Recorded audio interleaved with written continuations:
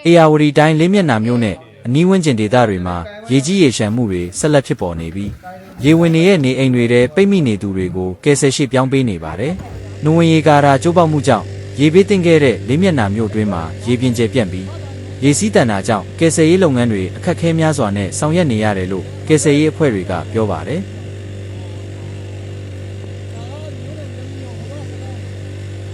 အမှတ်3ရပ်ကွက်ပါဝင်မြို့ပေါ်နဲ့ကျေးရွာတွေမှာရေဝင်ရောက်မှုများကြောင့်နေအိမ်တွေကနေအရေးပေါ်ရွှေ့ပြောင်းဖို့လိုအပ်နေသူတွေရှိနေပါတယ်။အချို့သောနှစ်ထပ်အိမ်တွေမှာနေထိုင်သူတွေမပြောင်းရွှေ့နိုင်သေးပဲကြန့်ရှိနေသူတွေရှိတာကြောင့်ကယ်ဆယ်ရေးအဖွဲ့တွေကစက်လှေတွေနဲ့ရွာတွင်းဝင်ရောက်ကရှာဖွေကယ်ဆယ်မှုတွေပြုလုပ်နေပါတယ်။ကယ်ဆယ်ရေးလှုပ်ဆောင်နေသူတဦးကတော့လေးမျက်နှာမြို့အတွင်းရှိအလဲတန်းကျောင်းတစ်ကျောင်းမှာလူဦးရေ1000ခန့်ပိတ်မိနေတယ်လို့သိရပေမဲ့လက်ရှိအချိန်အထိတွားရောက်ခေါ်ဆောင်နိုင်ခြင်းမရှိသေးဘူးလို့ပြောပါတယ်။ကယ်ဆယ်ရေးလေတွေအတွက်လောင်စာဆီရရှိရေးကလည်းအခက်အခဲတစ်ခုဖြစ်နေပြီးစီဝယ်ယူဖို့အတွက်ဟင်္ဒရမြို့အထိတွာလာနေရတယ်လို့ဆိုပါတယ်။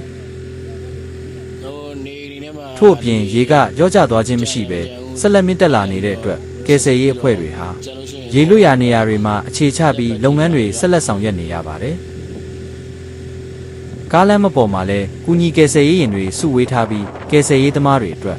စားနပ်ရိက္ခာနဲ့လိုအပ်တဲ့ပစ္စည်းတွေရရှိရေးမှာပါအခက်အခဲတွေရှိနေပါတယ်။